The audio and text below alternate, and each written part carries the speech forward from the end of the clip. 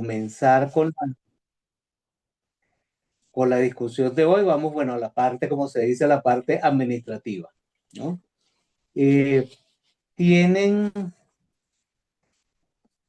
varias cosas que quería comentar. La primera, la entrega hoy correspondía un resumen, ¿sí? Un papel de trabajo de no, 2 páginas sobre una reflexión de las lecturas que van hasta el momento. Yo ese trabajo lo voy a recibir hasta el día miércoles para que tengan chance de revisar, incluso si pueden incorporar elementos de la conversación de hoy, sería, sería importante. Por otra parte, estoy pensando en que los lapsos que hay para la entrega del trabajo final sería la semana que viene, ¿no? Entonces, creo que podemos llegar a un acuerdo de terminar las 2 sesiones de trabajo que quedan, es decir, el de la semana que viene, que no sería la entrega del trabajo, y reprogramaríamos un tema para la última clase, que sería la presentación del trabajo final.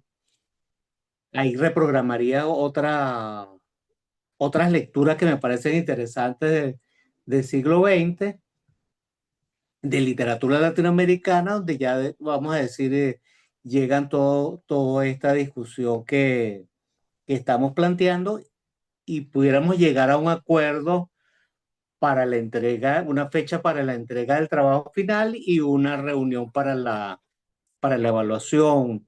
No sé si se puede hacer así, Camilo.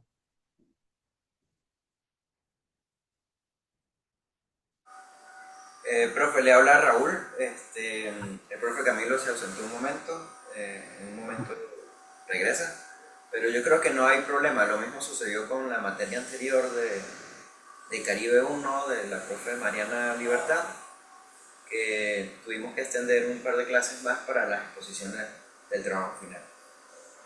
Ok, entonces, bueno, pudiéramos, yo creo que, no sé qué les parece esa opción. Ustedes me dicen, Yo por acá estoy de acuerdo. Me parece perfecto. ok, ¿alguien no está de acuerdo?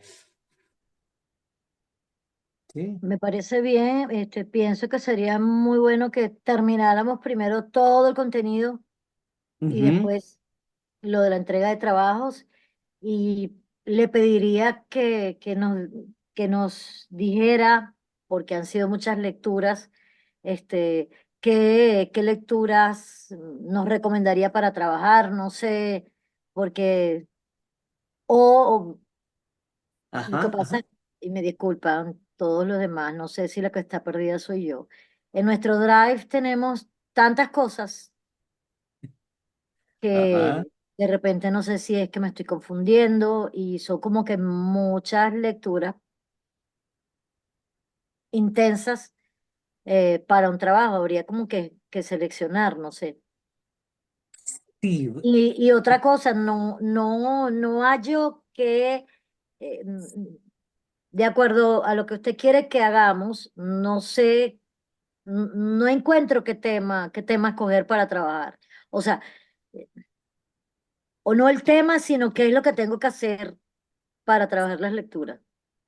Porque por ejemplo, en la materia de ella, en la asignatura del seminario de ella frente al Caribe, trabajé una novela y escogí un tema, cada quien trabaja una novela, escogí un tema sobre de la novela que expuso, que lo trabajó, yo tuve que cambiarle enfoque porque por donde yo me fui no podía hacer, no sé qué, y al final entregamos eso.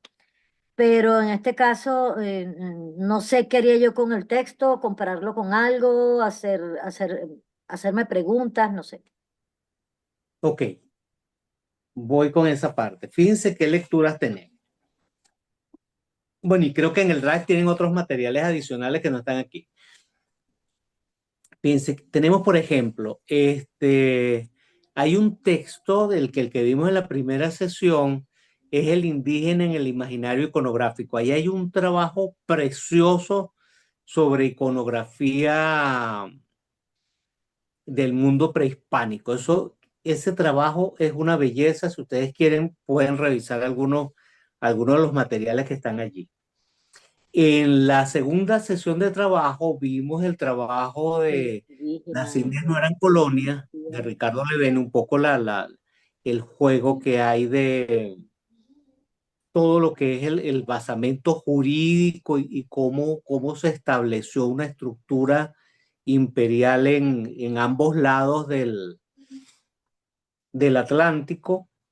Tienen una crónica preciosa que es la de Alvar Núñez Cabeza de Vaca, que es la de Naufragios, que es la historia vamos a decir, la historia atípica de las crónicas, es decir, el español eh, esclavizado por los indígenas. ¿Sí?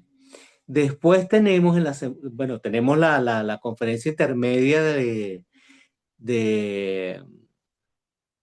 de Miguel Gómez y de Laura Uzcategui sobre el modernismo, que ese material también, por supuesto, que entra en el rango de las lecturas que ustedes tuvieron que han tenido durante el semestre y puede ser objeto de estudio tranquilamente. Después viene el texto de Edmundo Gorman, que es La invención de América, un poco en la perspectiva de ver cómo se fue construyendo el imaginario de lo que es la América hispana. Tienen una segunda crónica de Bernal Díaz del Castillo, que es la historia verdadera de la conquista de España. Fíjense que estos dos textos son dos textos de la época de la colonia, es decir, tiene que ver que es con la mentalidad de quienes vinieron para acá, desde el punto de vista europeo. Después viene un trabajo maravilloso que es el de Helio sobre los imperios del mundo, que es una revisión precisamente del modelo de colonización británico y la forma como España construyó un imperio de este lado del Atlántico. Y una novela muy extensa, que es la de Herrera Luque, que es la de Los Amos del Valle, que muestra cómo se configuró el imaginario, cómo se configuró los mantuanos y cómo ellos formaron una cultura que también tiene que ver con un imaginario que fue el que llegó a la hora de la independencia. El día de hoy vamos a trabajar eh, dos textos que se van a incorporar a esa discusión, que es cómo todo ese proceso desemboca finalmente en las declaraciones de independencia. Y hay un texto aquí de Eduardo Blanco, y fundamentalmente allí hay dos obras que vamos a trabajar hoy, dos capítulos que son el de la Batalla de la Victoria y la Batalla de Carabobo, pero los otros elementos, las otras crónicas que hay allí, los otros capítulos también son bien importantes y pueden ser objeto de estudio. ¿Qué es lo que yo espero que puedan hacer? Bueno, el cruce de textos, es decir, de textos teóricos con textos de ficción sobre un tema en particular. Es decir, por ejemplo, yo tomo ese texto el de Eliot, por ejemplo, que me llamó la atención alguna afirmación, alguna de las afirmaciones más importantes de Eliot, y yo puedo cruzar ese texto, si yo puedo rastrear algún elemento en las crónicas de Bernal Díaz del Castillo, en la crónica de Cabeza de Vaca. Es decir, eso, vamos a decir, esa es una mirada muy personal y tienes toda la razón vamos a decir, de sentir que, bueno, que está uno medio perdido. No es que uno está medio perdido, es que ese es normalmente es el trabajo más difícil. El trabajo más difícil es determinar cuál va a ser ese tema que voy a trabajar y, y cómo lo voy a problematizar. Porque, por ejemplo, yo pudiera utilizar este, en esas crónicas el, la mentalidad de los conquistadores con respecto al Nuevo Mundo. Por ejemplo, estoy sacando un tema a la vista. Si yo pudiera trabajar en Helio, ¿qué me está diciendo él sobre las estructuras que utilizaron los españoles o los británicos para sus procesos de conquista y colonización? Y verlo en función de las crónicas que están allí, o si quiero, puedo trabajar el texto de Herrera Luque.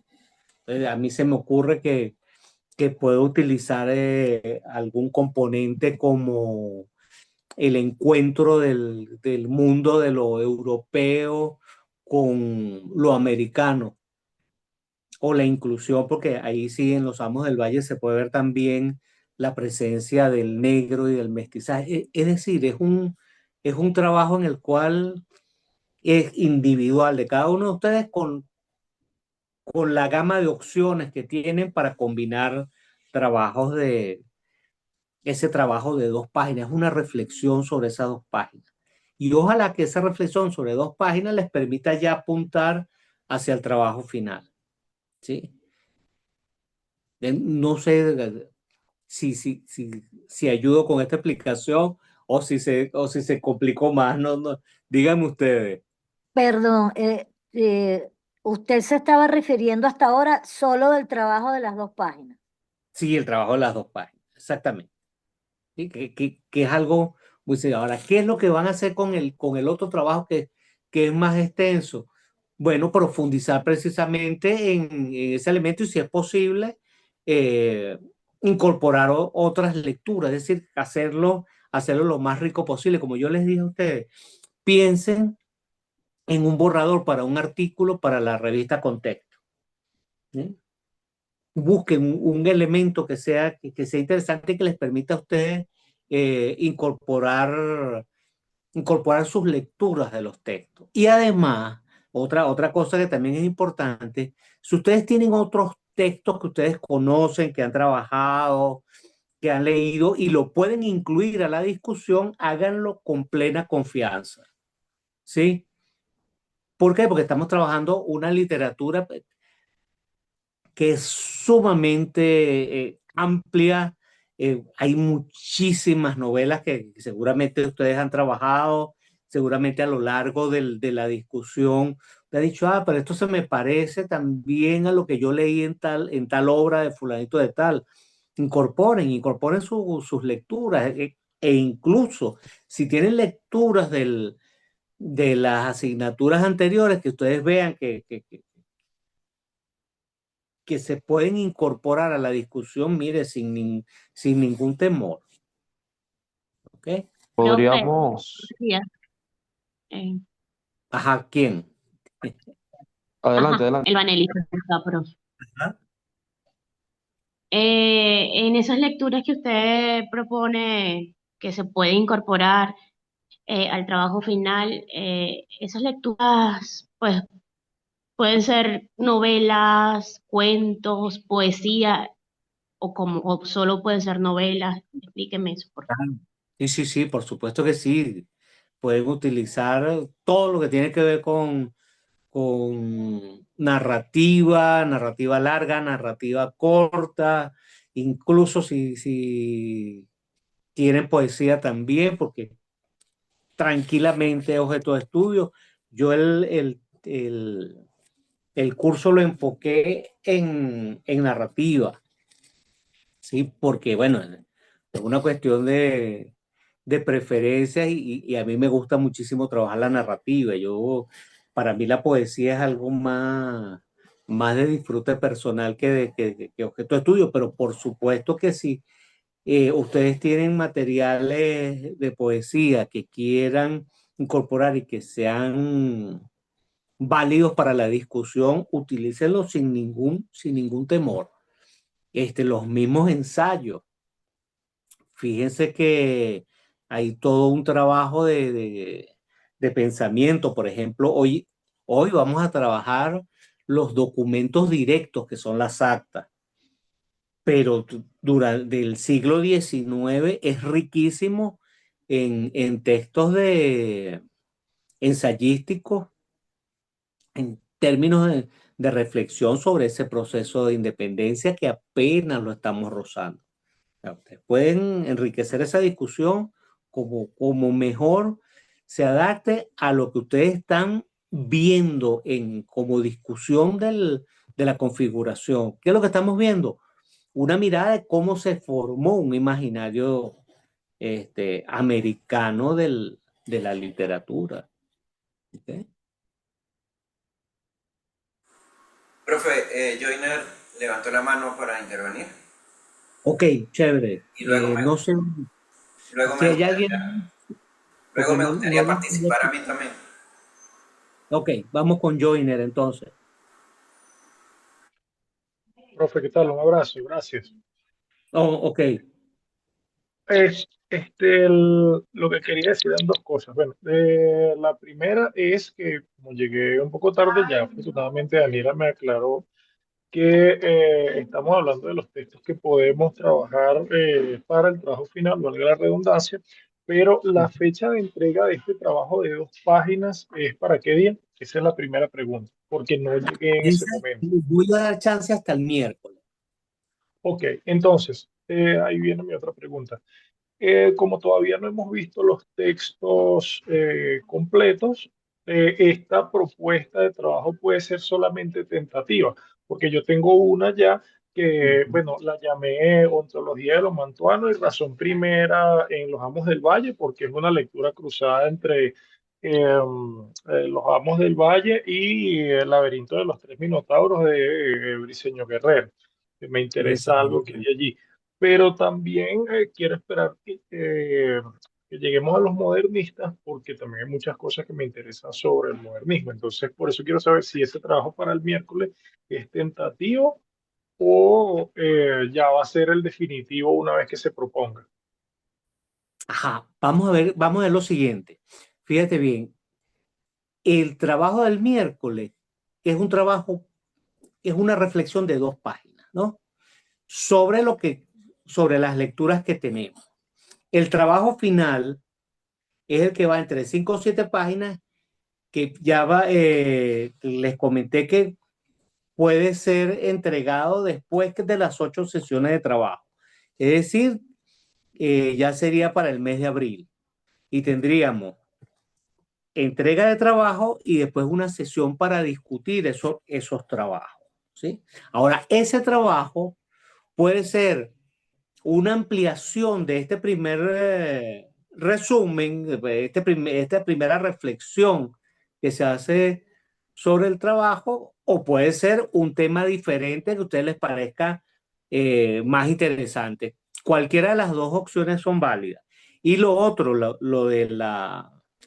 lo tentativo del trabajo es lo que me acabas de decir. Es decir, ¿qué es lo que vas a trabajar? Bueno, quiero trabajar el imaginario de los mantuanos, los amos del valle y el laberinto de los tres minotauros. Yo creo que es un texto, es un tema que tranquilamente se puede desarrollar, pues son 2 textos sumamente densos y seguramente están los puntos de contacto que tú vas a tener entre los dos materiales. ¿Ok? Pero esa es una propuesta, vamos a decir, un poquito para orientar ahorita, pero el trabajo, esa reflexión de 2 páginas para el miércoles y el trabajo final sería para el mes de abril, una fecha que tendríamos que cuadrar. Ok, gracias, profe. Perfecto. Ah, chévere. ¿A quién más? Raúl por acá, profe. Ok. Bueno, usted la semana pasada nos pidió este resumen de esta reseña de 2 páginas y también nos pidió un título, ¿no? Entonces, Ajá. pues bueno, comparto algunas dudas que tienen mis compañeros porque sí me sentí como muy apurado buscando el título. Yo no conseguí el título, pero sí conseguí como, o sea, lo que quiero hacer, ¿no? Que es como un ejercicio de literatura comparada entre el libro de Naufragios y la película Cabeza de Vaca, ¿no? Entonces, Ujú. claro, voy a aprovechar que en el seminario pasado abordé el tema de Guy Debord y la sociedad del espectáculo a propósito de esta primera pregunta que usted hizo al inicio de este seminario sobre cómo vemos hoy en día a los indígenas, ¿no?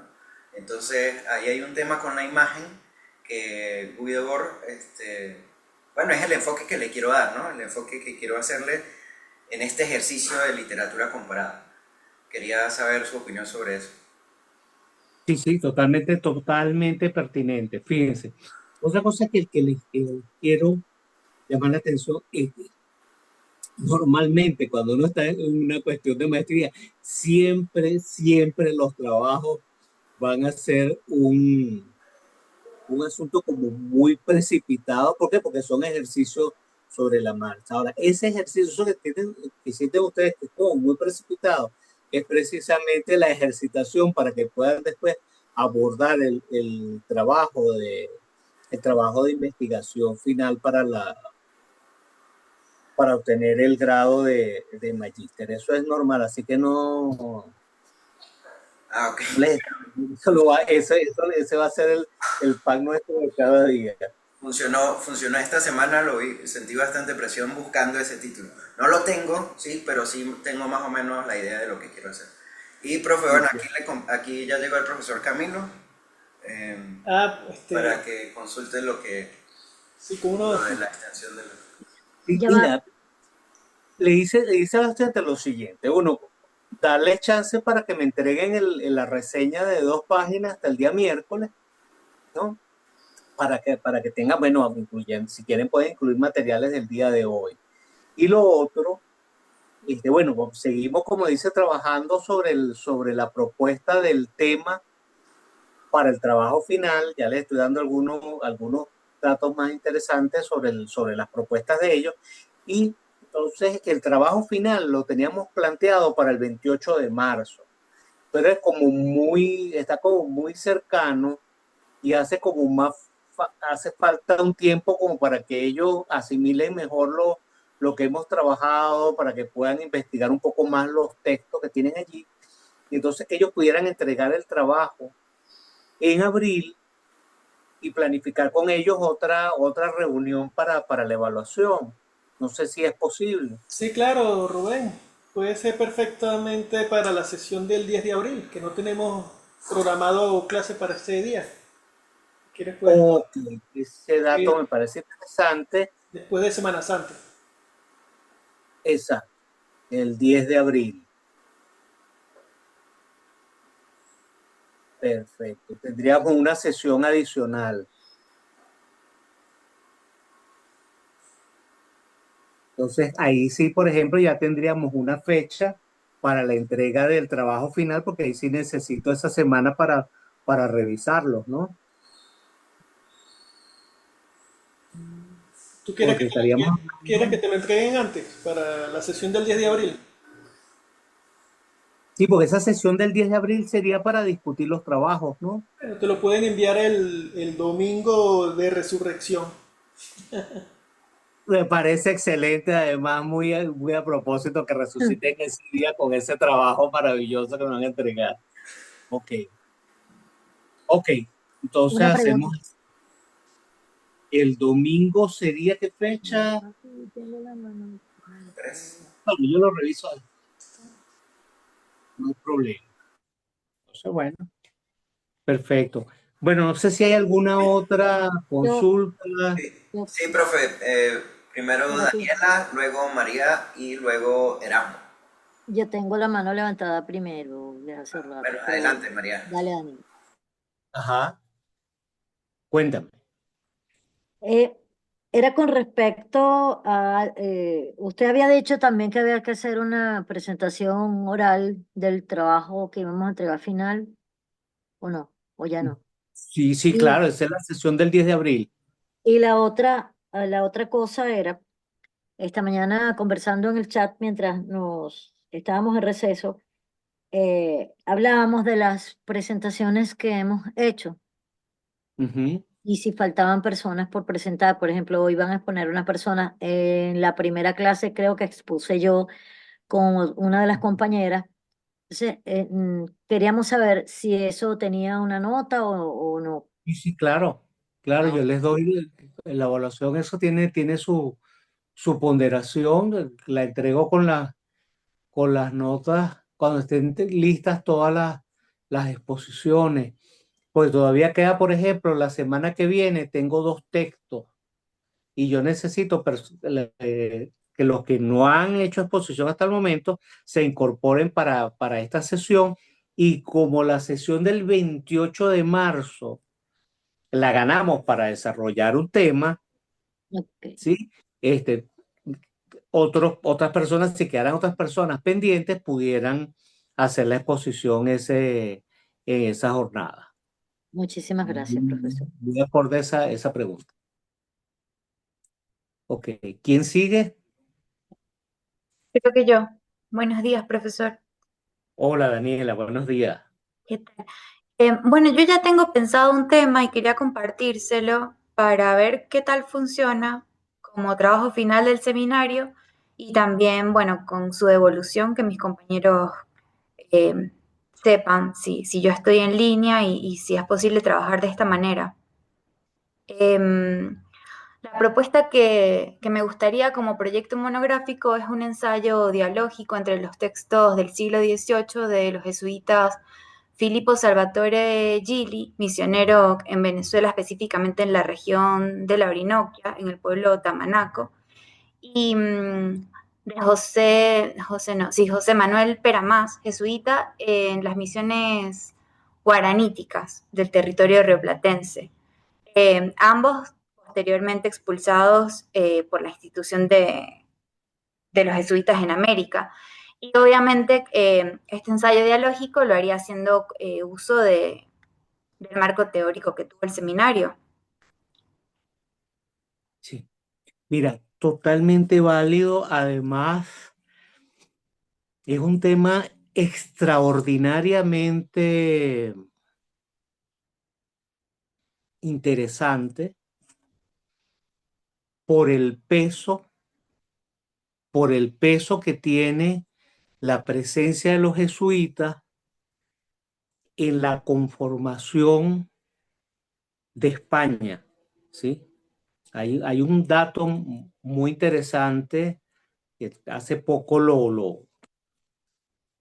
caí en cuenta en eso por unas presentaciones de alguien, no recuerdo en este momento quién, que decía que la, la caída del Imperio Español comenzó con la expulsión de los jesuitas, porque los jesuitas habían sido algo así como la columna vertebral de mantener la hispanidad a lo largo de todo el continente y era lo que permitía unidad de este lado del Atlántico. Entonces, en el momento en que son expulsados los jesuitas, se fracturó ese elemento que permitía eh, la argamasa que unía a la estructura imperial de este lado del Atlántico, estuvo ligado a los jesuitas, porque además los jesuitas desarrollaron unas experiencias utópicas muy particulares en América. Entonces, por supuesto, esa presencia de los jesuitas tiene sus pros y sus contras, como todo lo contradictorio que pudo haber pasado en nuestro proceso histórico. Así como hubo esas partes, vamos a decir, positivas, también hubo otras que no fueron tan afortunadas, digamos. Entonces, por supuesto que es un trabajo interesante y valioso en cuanto al aporte, ¿no? Ujú. ¿Quién más?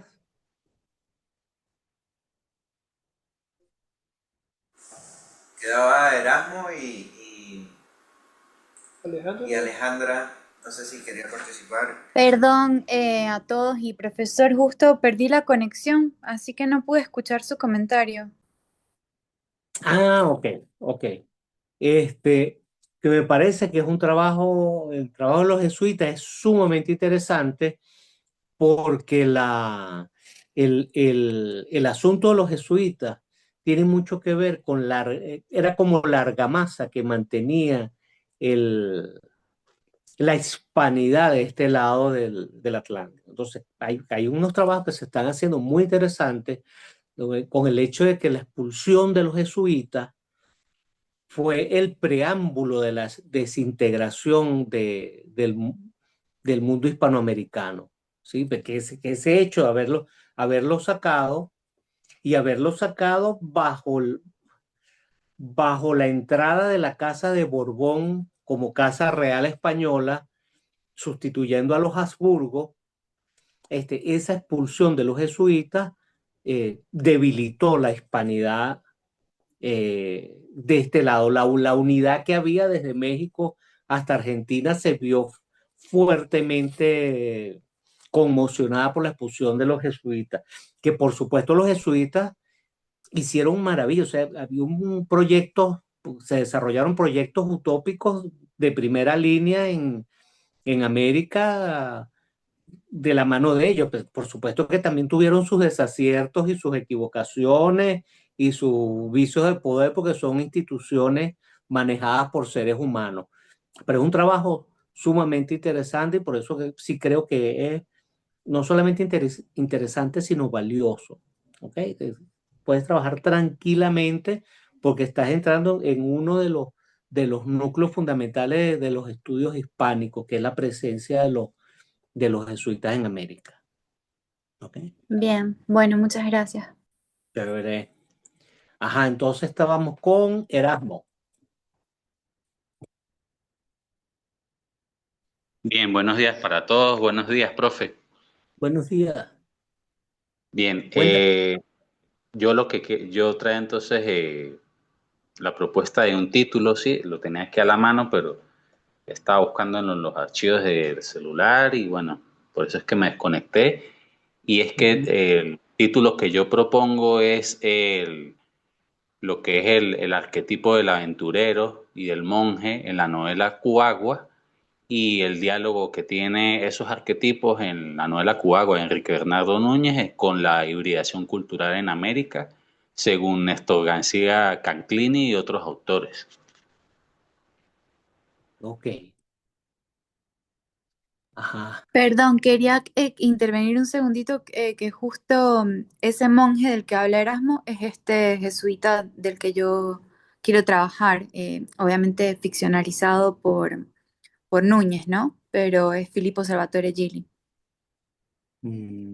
Ah, Ah, imagínense qué coincidencia, o sea que Fray Dionisio es ficcionalizado como, o sea, fue ficcionalizado como, o sea, Fray Dionisio quiere decir, es una ficcionalización de ese monje que menciona.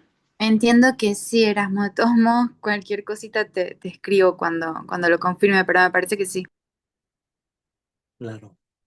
Sí, me Eh, parece eh, extraordinario también porque es una especie de arquetipo, digámoslo así, móvil entre dos épocas y me parece que es como una especie de símbolo, puente, podríamos decirlo, entre lo que es la Iglesia Católica o esa filosofía de los jesuitas y lo que es el imaginario indígena, ¿no? Entonces, en la novela Bernardo Núñez, es como si Fray Dionisio, como que no se termina, por decirlo así, de morir del todo, ¿no? Sino que está entre unas orillas y otras, que es como un espacio liminal de la historia. Y, ay, por cierto, el trabajo final es el día de mi cumpleaños, por cierto. qué bueno. Excelente. Mira, sí, sí, sí, sí. Mira, no sé, te diría que de repente ese trabajo, si lo quieres enriquecer más por vía de los cronistas de India, creo que Juan de Castellanos tiene algo al respecto. Las crónicas de Juan de Castellanos, ¿no? O sea, ahí no necesitas como revisar toda la crónica. Lo bueno es que las crónicas normalmente tienen sus temáticas, buscar aquellos episodios donde tú puedas tener alguna referencia sobre estos personajes religiosos, ¿no? También te lo suelto como una recomendación, si si la puedes aplicar allí también, ¿no? Juan de Ah, ok, Castellanos sí, profe. creo que se llama Crónica de Varones Ilustres, algo así es el texto, no lo recuerdo en este momento exacto, pero te puede servir para tener otra referencia, ¿no? ¿Ok? Y Ok, por profe. supuesto, Ajá. que les iba a comentar, nosotros en literatura estamos muy acostumbrados a trabajar en solitario, ¿sí? Normalmente es nuestra cabezota dando vueltas en, en monólogo con nosotros mismos y tratando de entrarle a los textos. Es, es muy importante en el área de literatura establecer redes, así como hicieron ustedes dos en este momento, es decir, intercambiarse información, leerse entre ustedes, confrontar textos, confrontar posiciones para que puedan enriquecer el diálogo. Eso me parece sumamente positivo. ¿Ok? Alejandra, Sí, profesor, buenos días. Estoy con datos porque el internet wifi aquí se va y se viene, entonces estoy con los datos. Si de repente no se escucha bien o algo. Mire, profe, pues, primero, pues bueno, el tiempo, ¿no? Que va pasando. Los temas que de repente yo planteo trabajar, tenía esa duda de que si podíamos utilizar textos que de repente no se hubiesen trabajado con usted. Y bueno, pues, se cometió el error de no haber preguntado por WhatsApp o por el grupo para tener eso claro ya antes de comenzar la clase. Pero yo tengo algunas propuestas, todavía no me he decidido. Una es verlo desde el punto de vista regional, de aquí desde el estado Táchira, la literatura que está durante ese proceso de la colonia, incluso también en el proceso de la independencia, y esperar a ver qué vemos con la parte del modernismo. Yo estuve revisando el programa y claro, usted nos va a hablar ahí solamente de Gabriel García Márquez, pero me estoy dando cuenta que como es de Latinoamérica, hay una novela que yo trabajé con la materia anterior y de repente pues pudiera aprovechar ya ese trabajo adelantado. Aún así, me quiero interesa venir. ese tema desde el punto de vista del Táchira, la literatura fundacional, desde, en este caso, porque estamos fuera de lo que sucedió en la época de la independencia territorialmente, pero históricamente se sabe que aquí hubo pronunciamientos en apoyo o en favor de lo que estaba pasando en Caracas. También, desde que la semana pasada usted planteó la idea o el compromiso, está la parte de de la lectura de la novela Los Amos del Valle, desde el punto de vista de cómo se afianzó el sistema patriarcal y mirado desde la filosofía de Julia Paredes, creo que se llama, una filósofa feminista, creo que es peruana o ecuatoriana, es que no tengo aquí las notas porque pues tenía la duda a ver si no sabía, pensé que se tenían que utilizar exclusivamente los temas que los textos que usted había planteado, pero ahí la limitante pues es el tiempo, pero ya que tenemos toda la Semana Santa para trabajar, pues bueno, de repente me pudiera arriesgar a eso. Esa era. Y lo otro, bueno, pues no sé si ya usted dirá cuándo iniciamos ya esta parte de la clase. Ok, fíjate, me parece interesante lo del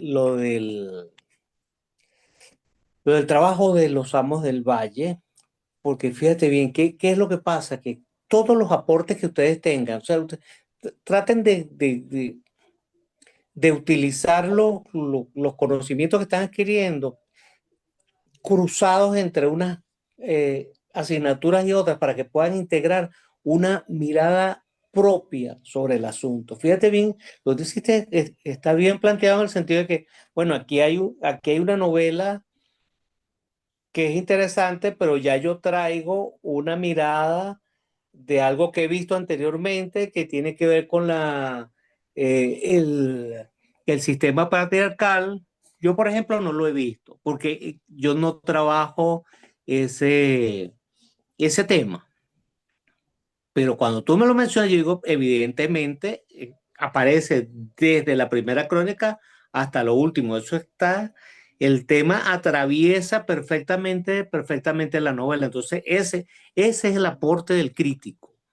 El crítico es conseguir aquel punto en el cual yo puedo profundizar en el análisis. Yo creo que ahí tranquilamente puedes utilizar esa, esa base teórica, esa mirada que ya tienes sobre un tema y aplicarlo a la obra, a ver qué te dice la obra con respecto a ese tema. Puede ser, yo de entrada, te digo, sin haber profundizado en el tema, yo creo que es aplicable perfectamente. Ahora, una cosa es cuando uno presiente, pues eso es el trabajo de la ciencia, ¿no? Uno tiene una hipótesis y de repente cuando uno entra y dice, mira, la cosa como que no era así. Bueno, ese Sí. resultado también forma parte del encuentro del material. Bueno, formaría parte de la penitencia de Semana Santa. Tal cual, tal cual, tal cual. Bueno, profe, cuando usted diga. Sí, no sé si hay alguna otra interrogante, pregunta. Acá lo estaba escribiendo, pero prefiero hablar porque va a quedar como largo. Estaba hablando ahorita de Los Amos del Valle. Es una novela bastante extensa, bastante larga. Entonces, Ujú. mi pregunta es, no he empezado a leerla, ya la tengo acá, no la he empezado a leer aún. Empezaría a leerla ya. Entonces, la pregunta es la siguiente, ¿esa novela se puede leer por partes? De ser afirmativa la respuesta, ¿qué partes recomienda? O sea, a fines del trabajo, porque me encantaría poderla leer toda, pero yo no creo que de aquí a abril o al momento que tenga que ponerme a trabajar haya terminado de leer las 1000 y pico de páginas que tiene. Tiene 700 y tanto. Ah, Es perdón, voluminosa, 300 realmente y es pico. voluminosa. Pero es interesante esa novela porque esa novela está montada como por estampas, Ujú. ¿sí? La estampa de Tamanaco, por ejemplo, la estampa de la mayonesa, cómo llegó la mayonesa a Venezuela. Sí, sí, son estampas que se van sumando, que por supuesto tienen un hilo conductor y tiene un problema que es que la novela es tan interesante que a pesar de ser extensa, lo conecta uno muy rápido y uno comienza a enterarse de los chismes de forma muy rápida, de forma precipitada. Entonces uno avanza muy rápido en la lectura. Lo otro es que la escritura de Herrera Luque es una escritura grave, no es una escritura recargada, sino es de alguien que está contando historias, alguien que está echando los cuentos y no hay nada más atractivo que cuando uno le dan un chisme. Como dicen por ahí, se deja colar. Le van a explicar algo y uno tiene como cierta resistencia, pero uno le van a contar un chisme. Bueno, pues aquello la tensión se pone al máximo. Esa novela tiene esa capacidad. Entonces, yo te pudiera decir si se puede leer fragmentariamente, como dice, para un trabajo, pero habría que ver cuál es el tema para saber cuáles son los fragmentos que pudieran servir. Y eso lo puedes realizar viendo los subtítulos de cada uno de esos fragmentos, una novela fragmentaria con una secuencia, pero tiene esas estampas. Entonces, bueno, ese es un trabajo que puedes realizar de esa manera. Por supuesto que es recomendable leerla completa. ¿Ok? Gracias. Chévere. Ok, entonces vamos con las presentaciones. Yo tenía por aquí el análisis del acta de la independencia de Venezuela que le iba a presentar Francisco Salinas. ¿No? Cuéntenme si está conectado, yo no lo puedo ver por aquí. Saludos, profe. Claro que sí. Por ahí Ah, indagué. Te dijo que ese era un proceso muy complejo, ¿no? Del 19 de abril al 5 de julio de 1811. Y realmente eso fue un proceso que se gestó, o sea, desde la Ilustración. Vino la Revolución Francesa. No, primero vino la independencia de los tres estados de Estados Unidos, después la Revolución Francesa. y de ahí los ingleses gestaron eso, pues, Francisco de Miranda, los indios de acá, Gual y España. Entonces fue un proceso como que se gestó muy sigilosamente y explotó fue en 1810 de una forma muy tenue, porque recorriendo las bases del 19 de abril, daban como una base jurídica en el derecho, inspirada como en el derecho. En cambio, un año después, que fue 5 de julio de 1811, fue un proceso muy violento porque empezó como que no, 3 siglos de dominación española, y es por eso que fue un proceso sangriento, porque realmente no fue guerra entre España y Venezuela, fue una guerra civil entre los realistas, que era el bando español, y eso. Hay una similitud muy grande. Vi un análisis que no viene al caso historiador, pero es astrológico de la similitud que hay entre Estados Unidos como república, como nación, y Venezuela. Y ciertamente hay una similitud grande en cómo se conformaron los ideales de libertad, de los masones, de los ideales, y nada, fue un proceso feroz. Por lo menos también recorrí un poco de Eduardo Blanco, Venezuela Heroica, en el cual habla de las 3 batallas, y hubo como que desde el 5 de julio de 1811 a después los estamentos de Simón Bolívar, y era así violento, full violencia en cuanto a la liberación española, y bueno, fue un proceso sigilosamente, la verdad, yo creo que por lo menos el 19 de abril, no sé cómo describirlo, esa similitud entre el 19 de abril, pero fue como una base tenue, una base jurídica de cómo se debiera construir una república, también justificándose porque le habían usurpado el rey Felipe. El rey de España fue usurpado por Napoleón, entonces era justificada que, digamos, que el pueblo fuera soberano, ya que le habían usurpado. Eso fue como que el 19 de abril. Después llegó esta gente, Cristóbal, los que firmaron el acta de independencia, y sí, bueno, no, vamos con todo. Entonces, bueno, de ahí se configura esa etapa. Me parece los estamentos republicanos muy preciosos en esas 2 actas, y bueno, más o menos eso, profe. Sobre el acta, ¿qué aspectos te llamaron la atención? Este, mm, bueno, principalmente la necesidad de que el pueblo sea libre, sea soberana, romper con España. Eso creo que es el aspecto principal de esa acta. De la terminología que utilizan no indagué mucho, pero eso fue como el mensaje principal. Ok. Sí, mire, hay un curso que yo estoy dando en este momento en la Simón Bolívar, donde estoy centrado precisamente en el año 1814. Ujú. Y es muy interesante ver que en ese, para llegar a ese año, todo este proceso del 19 de abril y del 5 de julio está atravesado por un conjunto de personajes tan complejos, tan contradictorios, que tienen que ver precisamente con lo que en los primeros años de independencia en realidad fue una guerra civil o una guerra de casta. Entonces hay personajes, por ejemplo, hay un trabajo de Mario Briceño y Ragorri que se llama Casaleón y su tiempo. Casaleón fueron dos hermanos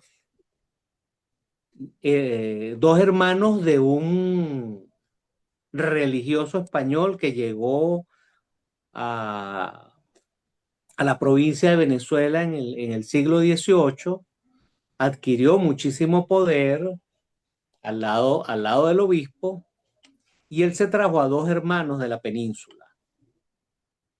Entonces esos hermanos comenzaron a tener funciones administrativas, se enriquecieron muchísimo, se casaron con familias mantuanas, con las mujeres eran de las mantuanas de la época, y resulta que estos personajes fueron personajes de importancia, de aduana, la parte fiscal, la parte administrativa. Ya sabemos que se enriquecieron, adquirieron propiedades y estaban muy ligados a los mantuanos. Entonces, bueno, Casaleón termina comprando, perdón, el apellido Fernández, termina comprando el título de Marqués de Casaleón. Entonces quiere decir que él es una persona fiel al rey de España. Entonces, entre los avatares, antes del 19 de abril de 1810, hubo un intento de sublevación de los criollos que fue abortado por las autoridades españolas. Y en ese momento, no recuerdo, Casaleón creo que fue uno de los primeros que reconoció que había formado parte, bueno, en fin. Cuando viene la independencia, Casaleón es la primera república. Casaleón es el encargado de finanzas y es asesor directo de Francisco de Miranda. Y fíjense que era ya tener el cargo, el título de marqués significaba que era leal al rey. O sea, ella, como dice, saltó la talanquera. Entonces, cuando cae la Primera República, quien convence a Miranda de que capitule es Casaleón. Y Casaleón es el negociador con Monteverde de la capitulación de Miranda. Y cuando llega a donde Monteverde le dice que él había trabajado fuertemente para que los republicanos fracasaran, y hubo un desastre económico terrible que fue en gran parte promovido por las políticas de Casaleón. Dice que él era un realista convencido. Fíjense, era del rey, pasa a trabajar con Francisco de Miranda, entonces entra con Monteverde a Caracas. Él es quien salva a Bolívar y lo manda en una fragata fuera del país porque él era amigo de la familia de Bolívar. Y entonces comienza a trabajar con Monteverde. Entonces era realista, patriota, realista. Cuando llega Bolívar con la campaña admirable y derroca todo, adivinen quién era nombrado jefe de administración por la República: el Marqués de Casaleón. O sea, era realista, patriota, viene Boves, acaba con la Segunda República, Bolívar tiene que escapar. ¿Quién recibe en Caracas a Boves? El Marqués de Casaleón. Imagínense el camaleonismo terrible de este personaje. Está el Marqués del Toro, que es familia de Bolívar, que es un blanco mantuano que se encarga de conspirar para que fracase Francisco de Miranda. Entonces, ahí tienes otro personaje. Después viene Boves, que es asturiano, no es pardo ni criollo, pero es el líder de los pardos y de los criollos, y viene al traste de la Segunda República. En otras palabras, es un proceso sumamente rápido, sumamente acelerado, sumamente contradictorio, y tiene unos personajes tremendos. Ustedes pueden agarrar esos personajes como arquetipos políticos venezolanos y transferirlos al presente, pero al calco, y le van a poner nombre y apellido. ¿Sí? O sea, eso es el proceso más complicado. Y el salto del 19 de abril, que era el de la Junta en pro de los derechos de Fernando VII, termina siendo la declaración de independencia al año siguiente. O sea, en un año el cambio, el cambio es radical. Uno de los que estuvo en oposición al movimiento de independencia, a ese primer intento en 1808, 1806, 1808, no recuerdo ahorita específicamente, fue Juan Germán Rocio. Y quien es uno de los principales redactores del Acta de Independencia es Juan Germán Rocio. ¿Sí? O sea, imagínense ustedes, cuando digo contradictorio, porque la cosa es sumamente incoherente en muchísimos casos. Él termina siendo uno de los próceres civiles de la independencia, pero al principio estuvo contra el primer movimiento. Así que ojo con este detalle. Comentaba sobre por ahí de refilón, que se ha hablado muchísimo, así como lo dije, una de las teorías es que los jesuitas al salir de América debilitaron la estructura de la hispanidad. Otra, una teoría que yo no comparto, dice que, bueno, que la masonería tuvo que ver con un proyecto inglés para destruir la unidad continental y meten a Bolívar y a San Martín en eso. Ese es un poco tirar los cabellos, pero bueno, esa es la creencia. Lo cierto es que en esos procesos anecdóticos, contradictorios, casi de ruleta, Picornell es condenado en España en uno de estos movimientos liberales españoles. El rey lo manda preso a La Guaira, ahí al castillo de La Guaira. Y viene Picornell y queda prisionero en La Guaira. Y Picornell comienza a hablar con dos personajes. Uno era alcalde y el otro era estaba relacionado con la guarnición. Son Gual y España, comienzan a tener relaciones con Picornell. Picornell les habla de masonería y en el castillo de San Antonio, Picornell le da la iniciación masónica a Gual y España. Entonces ahí es donde las cosas van tomando algún sentido de cómo van entrando ideas liberales en eso. Sí, por supuesto que la masonería tiene un pensamiento liberal y por ahí entra una de las vertientes del liberalismo a la cultura venezolana, que era muy permeable a las ideas de la Ilustración. Creo que, no sé si se lo comenté en una de las sesiones anteriores, Juan Germán Rocio tenía una biblioteca clandestina, así como en la escena del zorro que hizo Disney. Detrás de un closet había una habitación completa con libros prohibidos, porque eran libros de la Ilustración que tenía Juan Germán Rocio, que él en la República se los dona al país, y ese es el inicio de la Biblioteca Nacional. Así que ojo con esos datos porque son sumamente interesantes. Después Alejandra tenía pendiente la comparación, las declaraciones de Colombia y Ecuador. Profe, disculpe, Joiner levantó la mano Dime, para intervenir. Joiner.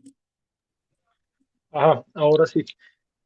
Profe, lo que pasa es que sobre el tema del 19 de abril, hasta el día de hoy hay muchísima discusión. De hecho, es muy famosa una discusión actual entre la profesora Inés Quintero y el profesor Gustavo Bahamonde en torno al problema, porque, y eso lo vi yo, esa discusión, tuve la oportunidad de verla, porque Inés Quintero comenta, para mí con razón, ¿no?, que el 19 de abril, más que el día que es el primer grito de independencia, como usualmente la geografía bolivariana lo propugna, realmente es el día en el que más españoles fuimos.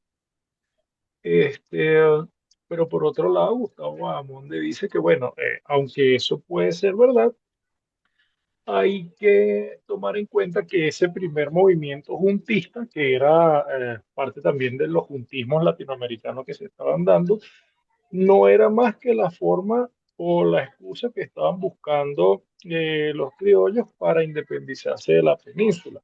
Entonces, claro, la discusión tiene sus complejidades en tanto que lo que implica es una revisión de las fuentes primarias, como en este caso lo que estamos haciendo, pero en verdad si nosotros revisamos puramente el documento, por ejemplo, hay una declaración de fidelidad a Fernando VII que no se pone en discusión.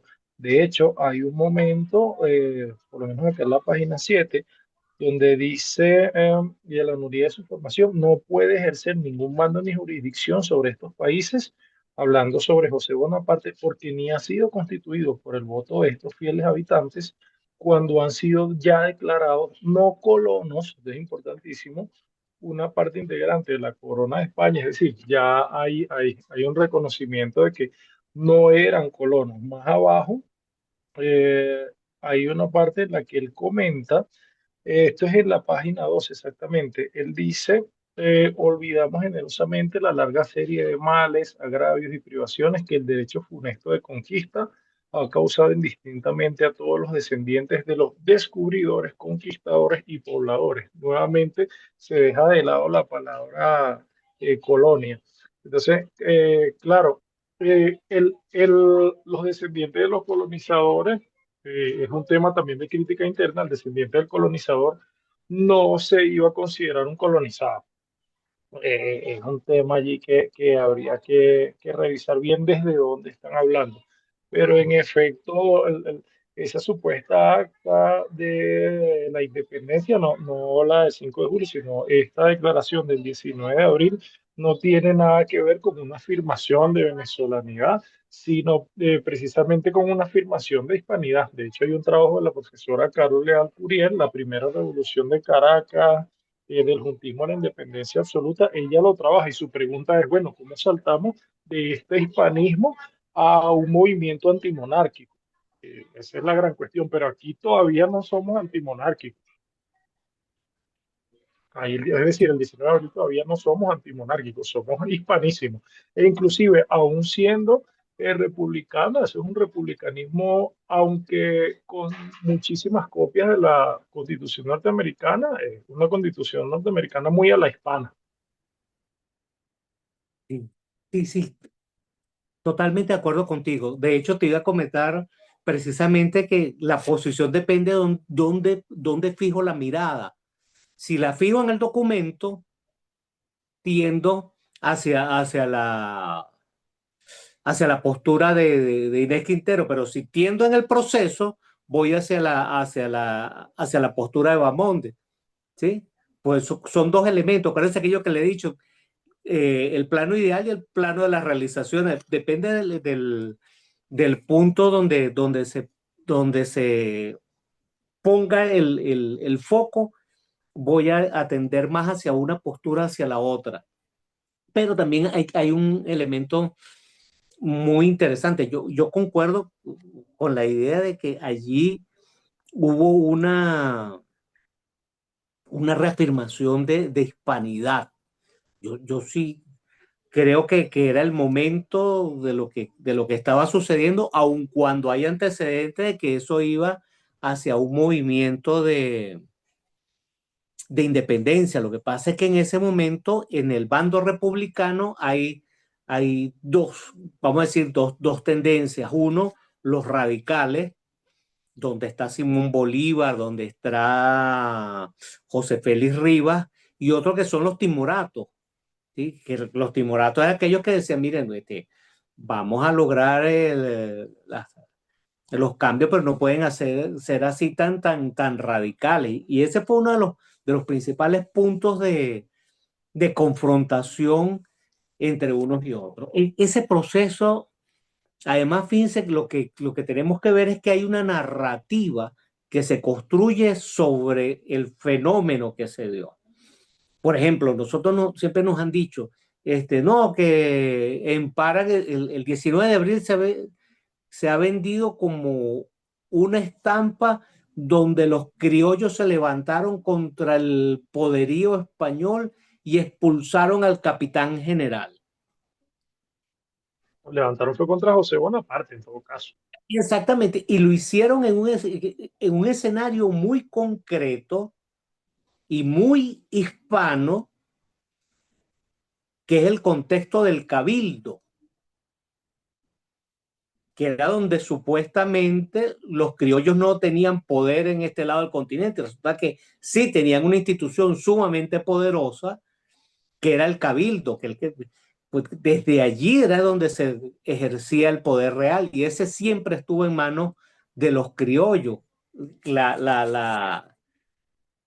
Vamos a decir, la hegemonía criolla estaba precisamente en la figura del cabildo. Ahora, cuando el cabildo cambia de signo, es cuando viene esta declaración. Y hay un personaje ahí que es muy mal visto, que es el villano, ¿sí? Es el capitán Monasterios del Zorro, que el equivalente es Emparan. Emparan es visto como el representante de la tiranía. Y resulta que Emparan era un funcionario de la monarquía que estaba aquí, pero que sin duda alguna tenía su cercanía con el pensamiento de la Ilustración. Si ustedes ven la escena, él sale al balcón y pregunta si quiere que los gobierne o no, el 19 de abril. Y la gente le dice que no. Él toma aquello como voluntad del pueblo y dice, pues si ustedes no quieren que yo los mande, entonces yo tampoco quiero mando, y se va. Si hubiese sido realmente el tirano español, el representante de la tiranía peninsular, el hombre manda a los fusileros a que se lleven preso a los que estaban conspirando en ese momento, y que podían terminar en la horca, podían terminar en la picota tranquilamente, de acuerdo a la legislación, pero él no lo hace, porque él es una persona, él es lo que le llaman un afrancesado, y entonces él simplemente se retira y deja el camino abierto. Otra imagen que nosotros tenemos del 5 de julio es, por ejemplo, aquella imagen tan bella, de todos sentados en una sala que todavía hoy existe. Esa sala la pueden visitar en el Consejo, lo que era el Consejo Municipal de Caracas. Hoy en día no sé si todavía es el Consejo Municipal. Está allí esa, esa, esa sala está, y están los cuadros originales y está tal cual como aparece en el cuadro. La única diferencia es que esa es una ficción. Pues en aquel tiempo, muchos de los que firmaron el acta de independencia no la firmaron ese día, sino días o semanas después, porque no estuvieron presentes en un congreso como tal. Entonces, volvemos al cuento de las narrativas. Muy, muy acorde a esa intervención. ¿Okay? Vamos entonces con Alejandra,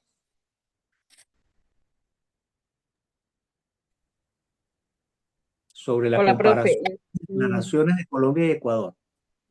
Sí, bueno, pues en la lectura también leí la introducción del texto, porque eso pues lo ubica uno más o menos en espacio y tiempo.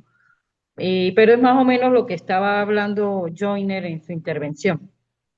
En el caso de las actas de independencia de Ecuador, que fue el 10 de agosto de 1809, y la de Colombia en Bogotá, que fue el 20 de julio de 1810, en la lectura pues yo fui identificando algunas categorías, ¿no? Primeramente, bueno, la forma en cómo escriben, el lenguaje, la forma de hablar, de escribir, pero obviando ese detalle, está el contexto histórico de las actas, en qué época, en qué contexto histórico se crearon, y allí pues el autor da a entender que más o menos había un proceso eh, bélico con España y una ausencia del rey Fernando VII, supuestamente secuestrado por Napoleón. También hay diferencias en esas dos actas en la manera como plantean. En el caso de la de Ecuador, creo que es, ella plantea, o sea, se ocupa de una vez de instalar como lo que hoy en día nosotros llamamos los otros poderes, los ministerios. Hablan de la parte jurídica, hablan de la parte de la economía, incluso la economía internacional, hablan de cómo van a manejar la parte de la parte militar, la parte de los impuestos, incluso hasta los salarios, ¿no? Mientras que en el caso de la de Bogotá, ella es un poco más concreta, más concisa, más pequeña incluso, y, y plantean cosas más básicas, más elementales. Yo no me había dado cuenta que usted había mandado a trabajar la de Venezuela. Está bien, yo dije, pero el profesor, ¿por qué habrá mandado solamente a trabajar solamente Ecuador y Bogotá? Pero no, usted mandó a trabajar la de Venezuela. El caso es que coincido con lo que dice los compañeros, ¿sí? Hay un proceso muy diverso entre lo que fue el primer intento o esa lealtad a la monarquía, o lo que decía Joyner, que fuimos más hispanos que nunca en esos momentos históricos, a lo que ya fue la firma del Acta de la Independencia, pero entendiéndose que aquellas personas que tenían acceso o los únicos que se dedicaron a hacer esa toma de decisiones, pues tenían ya una categoría económica, una categoría social. Allí no estuvo todo el mundo, allí no participó todo el mundo.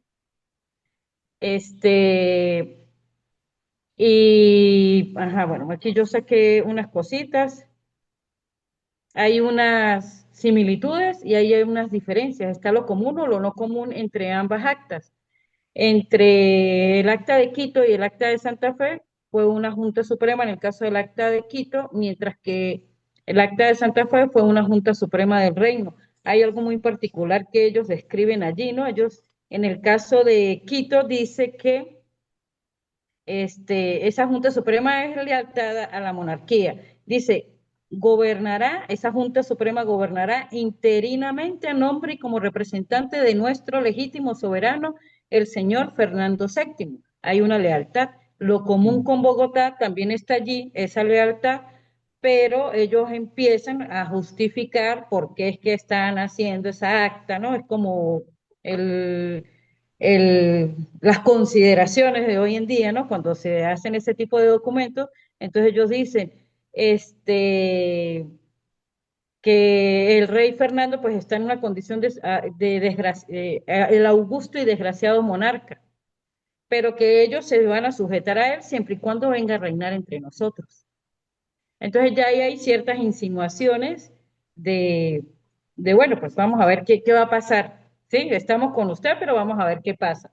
Lo otro común en esas dos actas es la defensa de la religión católica. Allí se plantean como un elemento en donde, en el caso de Quito, ellos van a sostener la pureza de la religión, mientras que Bogotá habla de que están dispuestos a derramar hasta la última gota de sangre por defender nuestra sagrada religión. Yo quiero decir algo aquí muy personal, profesor.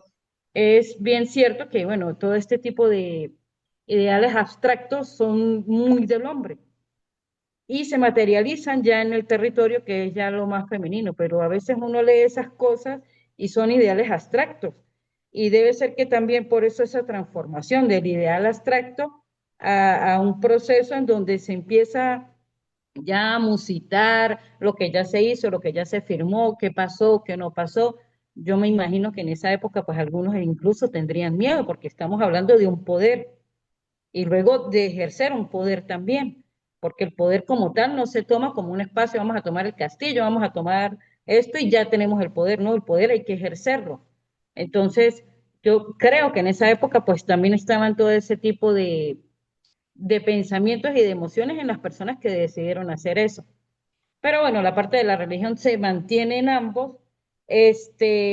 También hay una situación de la parte de lo militar, lo que les decía, mientras que el acta de Quito crea lo que son 3 batallones de infantería y compañía de granaderos, comandados por el coronel Juan Salinas, El acta de Santa Fe, hay una comandancia de armas bajo órdenes de José Ayala, Nicolás de Castro y Juan Pablo Ayala, que de hecho eso es una novela también, ¿no? Que lo sacaron del poder, luego lo incluyeron dentro del poder y luego la misma gente volvió y lo sacó del poder porque por lo que él decía, lo que defendía, no estaba de acuerdo.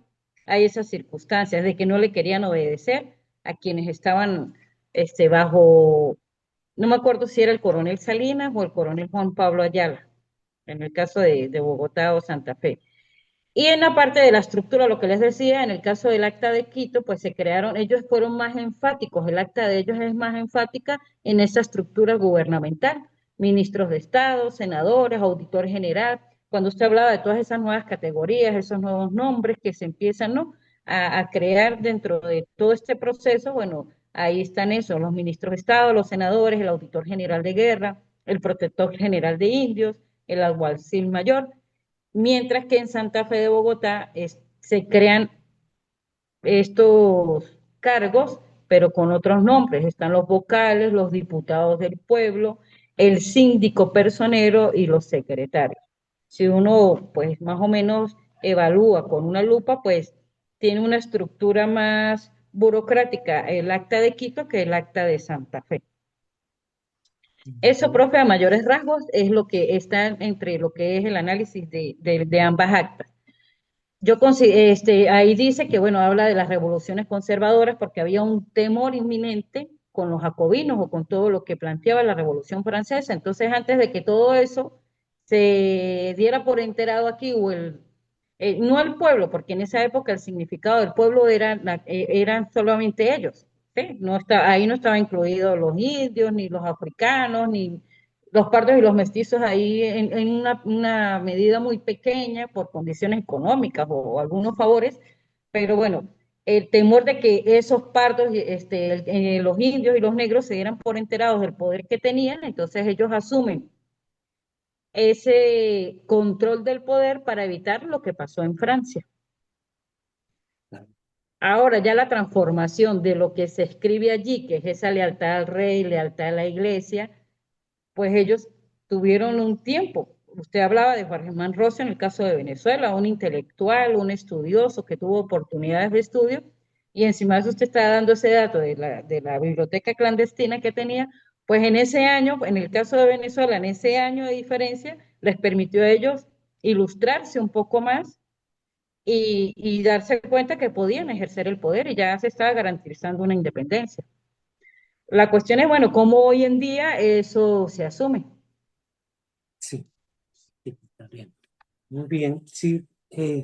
Ahí hay una categoría que utilizan aquí en Colombia creo que para ese periodo, no estoy muy seguro, no lo he investigado, pero me ha llamado mucho la atención y creo que está relacionado con los primeros momentos de la independencia de la Nueva Granada y un periodo que ellos llaman la Patria Boba.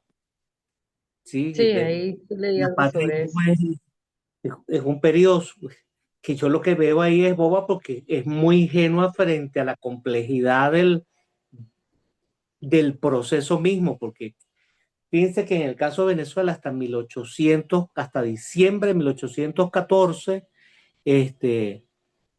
como bien lo decías tú, para el propio Simón Bolívar, la independencia era un proceso de los mantuanos y los negros, los pardos y los indios no formaban parte de ese proceso como actores de primer orden, sino como apoyo para lo que ellos querían instaurar como república. Era una república a la medida de las clases hegemónicas, ¿sí?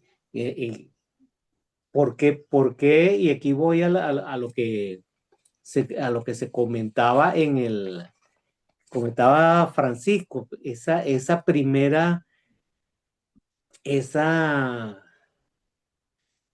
¿cómo se llama? Esa expresión que hubo de los patriotas venezolanos fue una rebelión de blancos, una rebelión de blancos en un contexto que ellos pretendían construir una república como efectivamente lo hicieron. Ojo, no fue que no lo hicieron, lo que pasa es que les tocó a otros protagonistas y no a los que comenzaron el proceso, pero generaron unas constituciones y una forma de dinámica donde los negros, los pardos, los mulatos, los indios no formaban parte del proceso de constitución de la nación. Eso es bien, bien interesante. Voy con Javier sobre el análisis del acta de Argentina. Sí, buenos días, ¿cómo están? Bueno, voy a tratar de ser breve por tema de tiempo. Ajá. Voy a ir revisando, tomé varios apuntes, medio complicado. Nunca había pensado en leer un acta de independencia desde este punto de vista, ¿no? Digamos, la tenemos como incorporada como parte de lo que nos han enseñado toda la vida en la escuela, en el colegio, como algo ya dicho y hecho y no cuestionable. Pero me resultó muy interesante, digamos, haciendo un poco la revisión con respecto a los libros que hemos leído durante las clases, ¿no? Y lo que usted nos ha hablado. Entonces, bueno, esta acta de independencia se llama en realidad Acta de Independencia de las Provincias Unidas en Sudamérica, pero realmente no se trata solo de un papel jurídico, un documento jurídico, sino en realidad se trata, leyéndolo en profundidad, a pesar de que es muy corta, yo me tomé la molestia de ponerlo en Times New Roman 12, espacio 1.5, y apenas ocupa una carilla todo el acta. Pero a pesar de que sea tan corta, es un documento que es literario e ideológico, que cristalizó lo que era la transición de la España entre ambos lados del Atlántico, ¿no? Hacia una fragmentación republicana. Si tomamos la tesis de Edmundo O'Gorman de la invención de América, este texto del acta lo que nos va a revelar es cómo se armó, cómo se edificó un nuevo imaginario que en realidad lo que buscaba era distanciarnos de las coordenadas españolas, ¿no? De la monarquía española para intentar o hacernos creer que estamos intentando abrazar una identidad supuestamente marcada por lo híbrido, la mezcla y lo que usted ha mencionado varias veces, la colisión de cosmovisiones. Ahora, hablando sobre la tesis de Ricardo Levene sobre que las Indias no eran colonias, entonces ahí me pregunto yo, o me surge la duda, ¿no?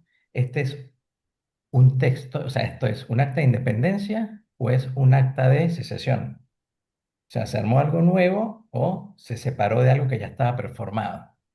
Eh, entonces el acta en sí no fue redactada, después voy a hacer algunas acotaciones con respecto al texto literal, unas citas, no fue redactada como la creación de algo nuevo, tal cual como está escrita, ¿no? O sea, no era que están hablando de vamos a crear una república desde cero, sino que están hablando de la separación de un cuerpo político previo de la monarquía española o hispánica. Eh, Ellos usan el lenguaje para hacer sentir, o hablando de lo que es la leyenda negra y la leyenda dorada, ¿no? Por ejemplo, ellos justifican la leyenda negra. Hay una parte que dice, clamor del territorio entero por su emancipación solemne del poder despótico de los reyes de España. Acá el uso del adjetivo despótico es como lo central, ¿no? Porque no describe una administración de tipo político, sino una tiranía. Y eso valida esa leyenda, esa narrativa de la leyenda negra para así, o sea, con esto legitimar esa ruptura. Luego dice, romper los violentos vínculos que las ligaban a los reyes de España. Calificando esos vínculos como violentos, el acta lo que hace es borrar la idea de una comunidad políticamente integrada, o sea, la España de los dos lados del Atlántico, y la reemplaza por una idea de una unión forzada, e incluso yo diría, como yo siempre tengo todo el lado psicológico por ser psiquiatra, como un vínculo traumático, ¿no? Casi que una relación tóxica, Tal llevándolo cual. a las terminologías actuales. Luego, hablan de recuperación de derechos naturales. Ellos, al tratar de aclarar que se recuperan esos derechos de los que fueron o fuimos despojados, el acta se alinea con una visión de que la presencia española fue únicamente una usurpación un concepto que es importante y fundamental en la construcción de ese imaginario antihispánico. Y el acta además define al otro, o sea, a España y a los españoles, los presenta como una metrópoli con entidad tiránica para legitimar una soberanía sobre Argentina.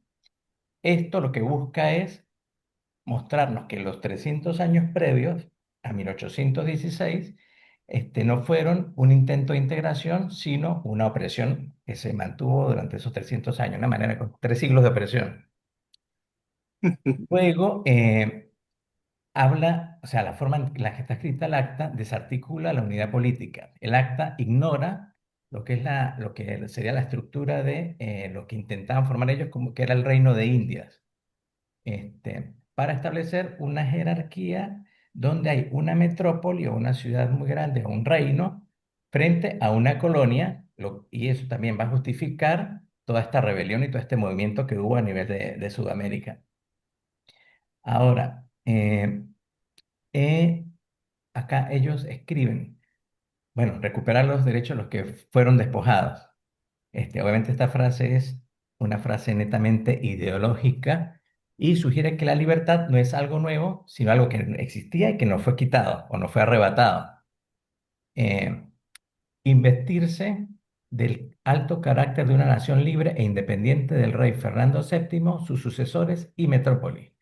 Esto observa que la independencia es contra el rey, los sucesores del rey y los que viven con el rey. Hay algo importante con esto, interesante, que esta acta es del 9 de julio, pero el 19 de julio, en una sesión secreta, uno de los diputados de apellido Medrano hizo aprobar una modificación a esta forma de redacción del juramento para bloquear posibles opciones que se contemplaban de lo que podía pasar, digamos, si venía otra monarquía a tratar de ocuparnos, ¿no? Entonces, donde decía, independientemente del rey Fernando VII, sucesores y metrópoli, este diputado Medrano añadió y toda otra dominación extranjera. Esto incluso se hizo en una reunión secreta. El acta original desapareció. Supuestamente cuando la trasladan de acá de Tucumán, yo vivo cerca de Tucumán a 200 kilómetros, cuando la trasladan de Tucumán a Buenos Aires, aparentemente la robaron, pero llama la atención que ni los que lo custodiaban ni los encargados de cuidarla opusieron resistencia, ¿no? Entonces lo que hay de esta acta es una copia que está guardada en Buenos Aires, pero no está, o sea, el acta original se perdió. No Luego está hay refrendada, ¿Ah? no está refrendada por los suscriptores. Sí, Ajá, está. ok. Bueno, luego hay otra frase que dice, nos, los representantes de las Provincias Unidas de Sudamérica, ya esa denominación de Sudamérica, y no solo Argentina, lo que hace es revelar que existía una especie de espíritu o de vocación continental, ¿no? De un territorio mucho más grande. Y es una identidad que lo que hacía era buscar diferenciarnos o diferenciarse del europeo, aunque esta frase está expresada por la élite criolla, obviamente, porque todos los firmantes pertenecían a la élite criolla. Luego dice el acta invocando al Eterno que preside al universo y a las naciones y hombres todos del globo. Esto lo que hace es tratar de legitimar ante el mundo en general la validez de este documento y es un discurso de carácter universalista que lo que hace es tratar de buscar reconocimiento internacional. Yo después estuve buscando, investigando muy rápido porque por tema de tiempo, los reconocimientos a esta acta vinieron muchísimos años después. O sea, incluso a principios del siglo XIX todavía se estaba reconociendo. Sí. Luego, ellos ponen que el acta se tendría que traducir a las lenguas quechua o quichua y aymara. Esto tratando de reconocer como cierta heterogeneidad y lo que usted siempre ha mencionado, la colisión de cosmovisiones, pero, digamos, tratando de integrar esos pueblos originarios, pero vuelvo a lo mismo, lo estaban haciendo personas con pensamiento eurocentrista, ¿no? O sea, muy, muy desde lo europeo. Entonces, bueno, en última instancia, esta acta de independencia, digamos, para leerla y entender y revisar y ahondar, no hay que leerla solo como un registro de un acta de reuniones del Congreso de Tucumán, y en el que se logró algo, se logró un acuerdo, sino que es como una especie de fin o de culminación de un proceso de intervención ideológica que sirvió para la construcción del imaginario americano. Entonces, bueno, eso fue más o menos lo que pude rápidamente analizar de esta acta de independencia, ¿no? Que si Ok, uno se pone a revisar frase por frase y tiene mucho para ver. ok, permítame 2 segunditos que necesito buscar el cargador porque se me está descargando esto y para ya cerrar la última parte, pues. Bien, es muy interesante esta parte de lo sudamericano porque tiene mucho que ver con un trabajo que uno de los elementos que menciona Octavio Paz tiene que ver que quiénes fueron los protagonistas y los redactores de estos proyectos de independencia. Eran personas blancas, de élite, cultos, que formaban parte de esa ciudad letrada, ¿no? De lo que llamamos después la ciudad letrada, eran intelectuales. Eran unas clases que habían tenido la posibilidad de formarse, de conocer los personajes y los textos de la Ilustración, eh, eran ricos de cuna, bueno, era la élite. Y que ellos fueron precisamente quienes configuraron un discurso sobre lo americano. En este caso del proyecto de Argentina es donde se ve más claramente las trazas de un pensamiento que venía desde mucho tiempo atrás y hay quienes, vamos a decir, le endilgan ese fermento que se va a ver también en el proyecto de Francisco de Miranda de lograr una unidad continental pero diferenciada de España. De hecho, ese es uno de las acusaciones más fuertes que le hacen a los jesuitas que decían que ellos querían independizar esta orilla del Atlántico de Madrid para construir un estado ¿cómo es Ay, teocrático. Entonces, eso es muy interesante. Entonces, frente a ese panorama de la eh, acta sudamericana, está en contraste el, el acta de México. ¿Okay? Vamos a hacer lo siguiente, por razones de tiempo y bueno, los inconvenientes que tuvimos hoy, la presentación de Venezuela Heroica la vamos a dejar para la próxima sesión y nos vamos a poner de acuerdo vía WhatsApp para las exposiciones de la semana que viene, que tiene que ver con el texto de Tomás Eloy Martínez y con el texto de la vida de Rubén Darío, escrita por él mismo. ¿Okay?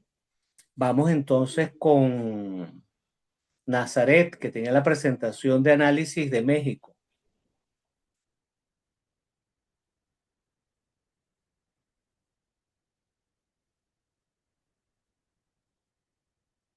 Nazaret no está. No, profe, no.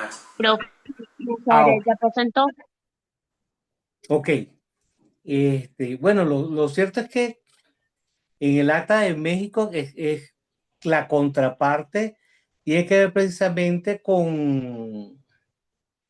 un personaje, son personajes más oscuros, no son los grandes héroes, no es la élite, sino que comenzando son personajes mestizos y tienen mucho que ver con con la ruptura ahí sí hay una búsqueda de un pasado que ya no existe. Pero bueno, le voy a dejar a Nazaret entonces para la próxima que me presente ese elemento. Y como no está ella, entonces vamos con con Ángel, con la presentación de Venezuela Heroica. Hola, sí, por acá estoy. ¿Ok? ¿Se me escucha bien? Sí, sí, perfecto. Ok. Bueno, Venezuela Heroica es un libro completo y complejo y me gustaría hacer dos, ya que estoy acomodando aquí para poder, que como también tengo el teléfono cargando, aquí. Ok. Me gustaría hacer un análisis breve en dos dimensiones, porque lo primero es que es un libro de ficción, pero que encierra y que mitifica una serie de sucesos históricos verídicos. Entonces, me gustaría hacer brevemente o ver el libro brevemente desde el punto de vista literario y también desde el punto de vista histórico. Venezuela Heroica es un libro de Eduardo Blanco, que es un autor de principios del siglo pasado. De hecho, fue una persona que tuvo una vida política notoria en el país durante el gobierno de Cipriano Castro. Y básicamente lo que hace el libro es abordar cinco batallas de la independencia que fueron cruciales para el proceso de emancipación.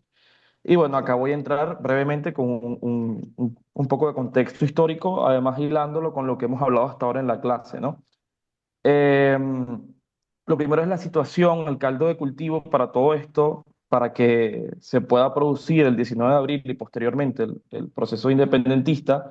Quería acotar nuevamente en relación a lo que se ha dicho hasta ahora, que de acuerdo a Rafael Arraiz Lucas, si mal no recuerdo, el historiador venezolano, la caída de los Austrias en 1700 hizo que el Cabildo de Caracas, o no el Cabildo en ese momento, pero sí que las autoridades, la élite caraqueña perdiera cierto poder.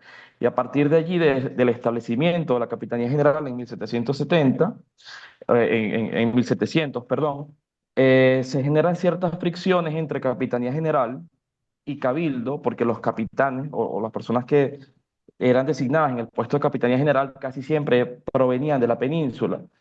Y algunos historiadores aventuran la idea, obviamente sobre esto no podemos sacar conclusiones, pero sí aventuran la idea de que estas fricciones pudieron haber sido el caldo de cultivo en lo que posteriormente fue el sentimiento de independencia, porque bueno, había ciertas fricciones incluso con Santo Domingo, ¿no? Posteriormente se da el 19 de abril de 1810 en la Junta Defensora de los Derechos de Fernando VII y el libro entra con la Batalla de la Victoria que ocurrió en febrero de 1814. Quiero hacer una acotación breve y es uno de los primeros aspectos, y es la figura de Miranda. En el libro se menciona la caída de la República en el momento en el que Miranda está en el poder. Y para mí siempre es importante o siempre es curioso mencionar en este proceso de caída de la República el terremoto de 1812, que también fue uno de los hechos que terminan no solamente por minar la realidad material de la República, sino también la moral, tomando en cuenta que este era un país católico, de una cultura hispánica muy fuerte, e incluso hubo quienes llegaron a pensar que era un castigo divino por separarse de Dios y de la Iglesia en este proceso de emancipación.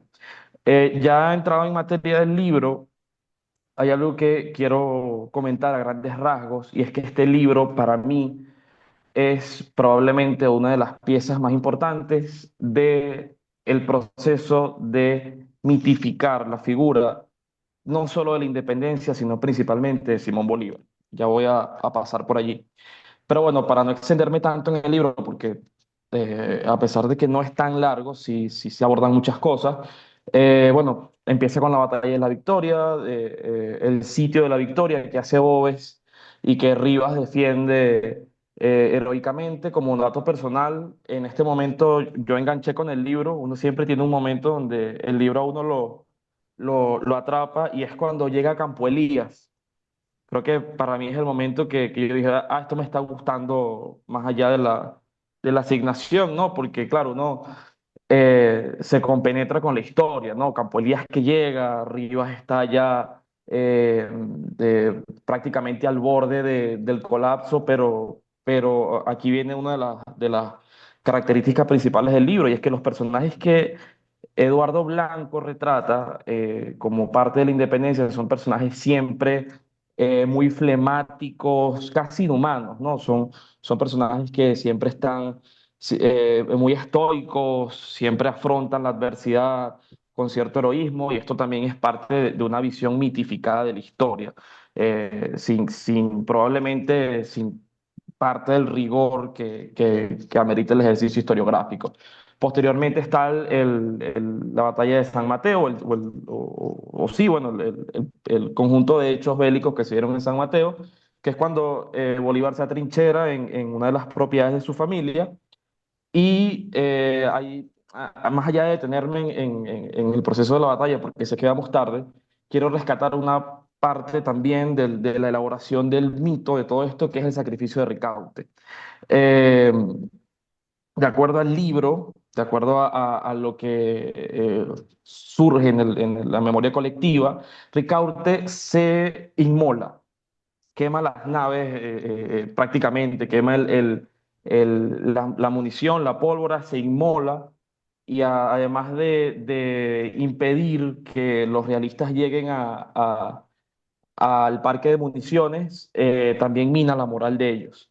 Hay una cosa interesante de esto, y es que Luis Perú de la Croix, posteriormente, lo tengo acá citado, describe que Simón Bolívar inventó el mito, que realmente esto no ocurrió, que Tal cual. realmente, de hecho, para no leerlo todo, dice, murió de un balazo y un lanzazo, y lo encontré en una bajada tendido boca abajo, ya muerto y las espaldas quemadas por el sol.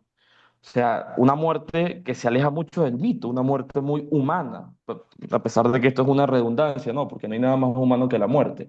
Pero también a mí sé que nos íbamos a centrar en la batalla de Carabobo también, pero a mí esta parte, el mito de Ricaurte a mí me parece muy interesante, y siempre me viene a la mente la pintura de Antonio Herrera Toro, que me parece una pintura, a mí me encanta, me parece también interesante en el proceso de mitificación.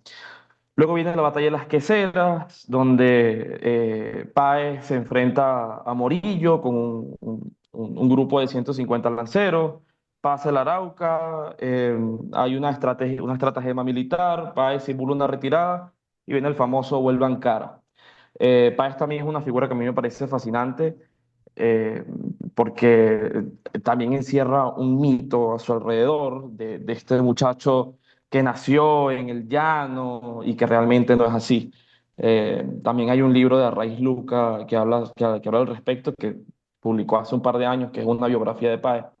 Y bueno, no, tampoco me quiero detener mucho acá. Y luego vienen Boyacá y Carabobo. Boyacá, que es una batalla que bueno, simboliza esta casi predestinación divina de la República a producirse, a terminar por consagrarse, y finalmente Carabobo, que es la culminación de la independencia, eh, cuando ya prácticamente el ejército español está dando sus últimos esfuerzos o está intentando recuperar. Hay algo en el medio que usted habló de 1814. En 1814 ocurre algo curioso, y es que Fernando VII vuelve al poder. Y con Fernando VII en el poder, incluso así, existe la determinación por parte de las élites criollas de sacar adelante, por supuesto, el proceso de independencia. Ya ha habido, ya hay muchos intereses, ya hay mucha sangre de por medio, hay un proceso complejo que se dio. Eh, Quería comentar también, con respecto al aspecto literario, hay una cosa que me parece interesantísima, y es el desplazamiento de la figura de Dios. Estamos hablando de una Venezuela muy católica, y en el libro Bolívar sustituye a Dios. Bolívar es el hombre que siempre está, el hombre que está dispuesto a morir, pero que nunca muere, el hombre que... De esto habla Ana Teresa Torres en un ensayo que se llama La herencia de la tribu, que aprovecho para hilar con otra idea, y es que de acuerdo al enfoque que hemos visto en la materia, siempre es interesante plantearse la pregunta de cómo hubiera sido una emancipación no violenta, porque hay una cosa muy interesante con la que yo sí estoy de acuerdo, y es que dentro del libro se habla de 3 siglos de dominación española.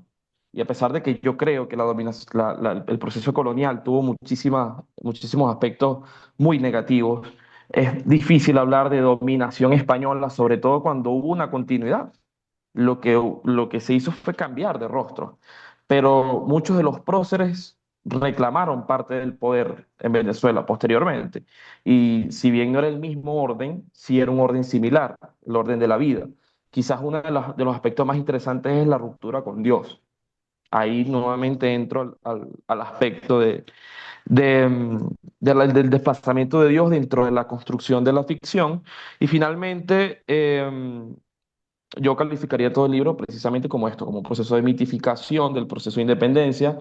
Se habla de un suelo dorado, de un suelo bañado en oro, de la patria y tal. Y al final del día esto fue, como ya usted lo mencionó, una guerra civil en gran parte del transcurso, que dejó consecuencias terribles para el territorio venezolano, con una población mermada, con una disminución de hombres, de personas masculinas en el país, que también tuvo consecuencias graves, pero que bueno, me parece un libro muy interesante desde el punto de vista del estudio de la construcción del mito bolivariano. Perfecto, sí, sí, hay mucho de eso. Hay un texto, no sé si lo comenté, de Francisco Quey Ayala, donde él explica cuál es la génesis de Venezuela heroica. En ese libro él plantea que durante la Guerra Federal hubo un intento de llegar a un acuerdo de paz entre el general Páez y que eran las tropas conservadoras contra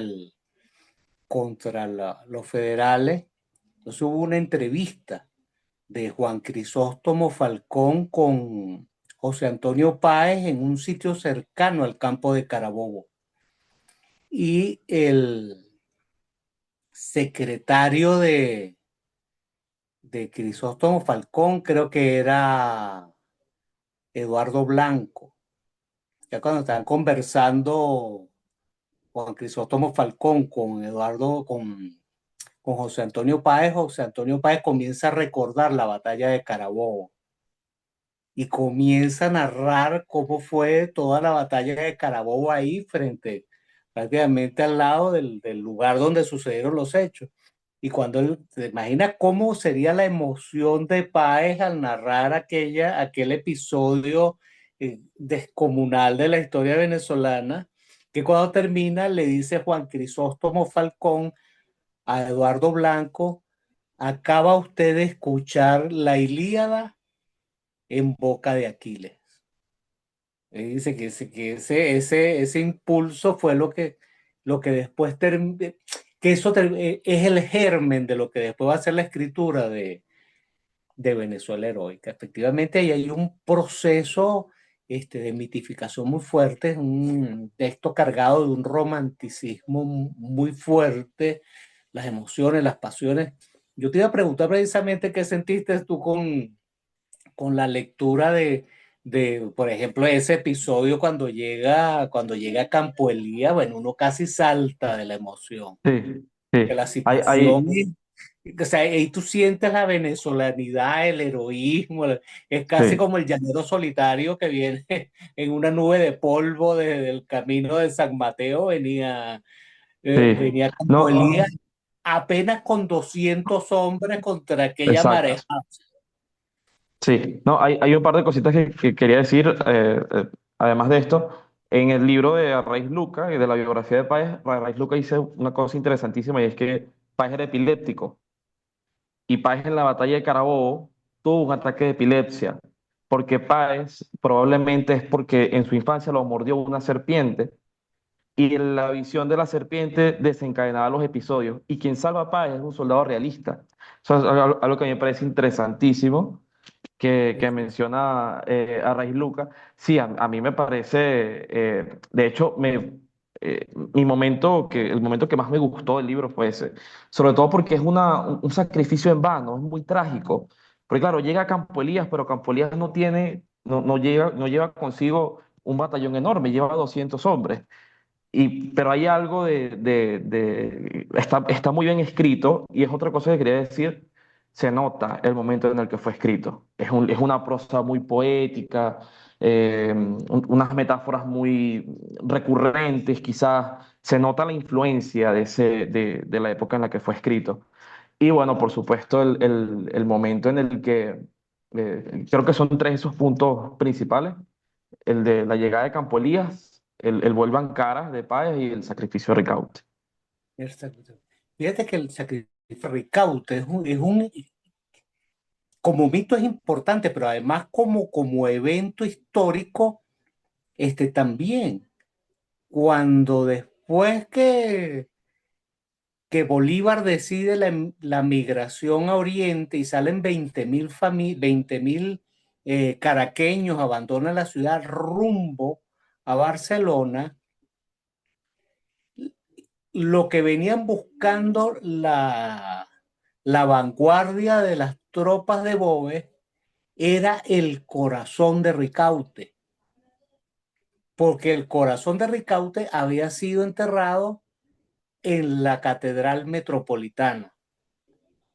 Y el obispo Prat, que era realista, ante el miedo de lo que pudiera suceder, sacó el corazón, exhumó el corazón de la Catedral Metropolitana y fue enterrado en otro sitio. O sea, era un elemento simbólico de unas dimensiones tremendas. O sea, para que aquellos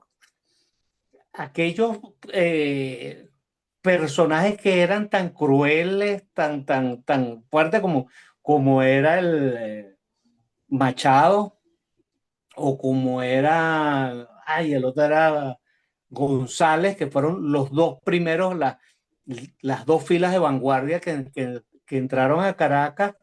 El obispo de Casaleón y el obispo Prat se encargaron de calmar.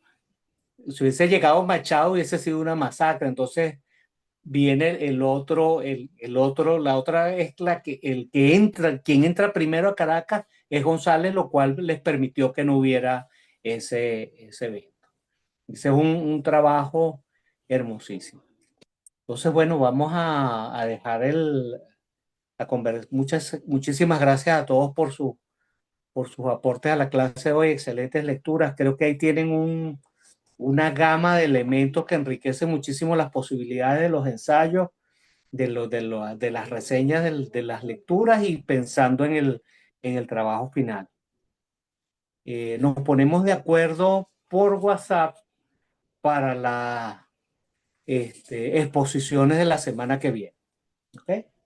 De todas maneras, yo quiero trabajar a Tomás Eloy Martínez. ¿Quién? Joyner. Joyner. Oye, excelente. Excelente. Déjame lo anoto aquí de una vez. Ese texto es hermosísimo y es muy significativo. Bueno, no sé si hay algún comentario final por parte del profesor Camilo Mora.